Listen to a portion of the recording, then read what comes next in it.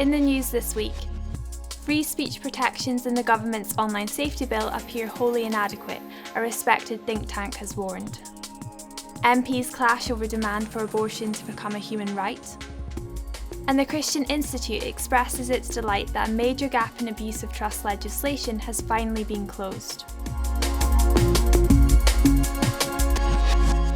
Hello. The government's online safety bill raises significant free speech issues, a respected think tank has found. A report by the Institute of Economic Affairs found a lack of evidence to justify the legislation. The bill gives strong incentives for social media companies to restrict content which is legal but deemed to be harmful, and empowers government ministers to decide what this covers.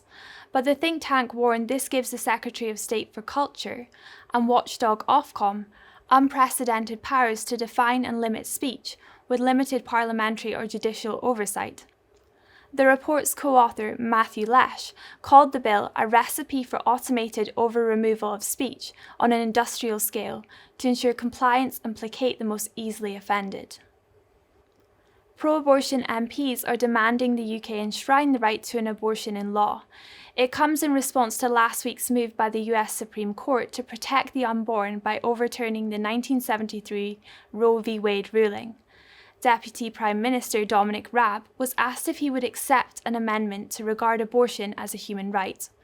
Raab responded that the position on abortion is settled in UK law and it is decided by honourable members across the House. It is an issue of conscience, and I do not think there is a strong case for change. In an earlier debate, some MPs reacted angrily to the Supreme Court ruling, but Christian MPs Danny Kruger and Carla Lockhart spoke powerfully of the need to protect the unborn. I recognise the degree of distress and concern felt by many members in the House on the Supreme Court's decision. And the fact is I probably disagree with most members who've spoken so far about this question. They think that women have an absolute right of bodily autonomy in this matter, whereas I think in the case of abortion, that right is qualified by the fact that another body is involved. I know that the Minister will be aware that abortion is not, nor has it ever been deemed a human right in any binding international law. In fact, almost the opposite is the case, as some internationally binding treaties reference a right to life, such as Article 6 of the International Covenant on Civil and Political Rights, which states every human being has the inherent right to life.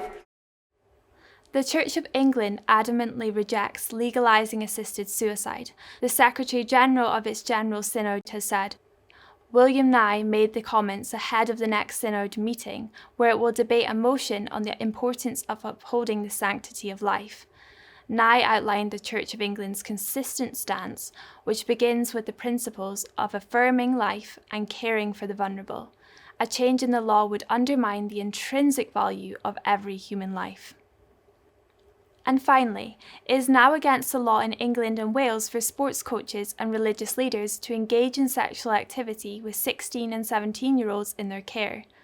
The CI began campaigning for an abuse of trust offence in 2000, after it undertook a detailed analysis of the abuse uncovered by the Waterhouse inquiry into children's homes in Wales. Deputy Director Kieran Kelly said the extension of the law was long overdue. We've been saying for more than 20 years that the abuse of trust offence was far too narrow. It was obvious that leaving sports coaches, religious leaders and the like out of the scope of the law was going to put vulnerable young people at risk, and we're thrilled that action has finally been taken. It's a hugely important step in protecting young people from exploitation. Well, that's all for this week.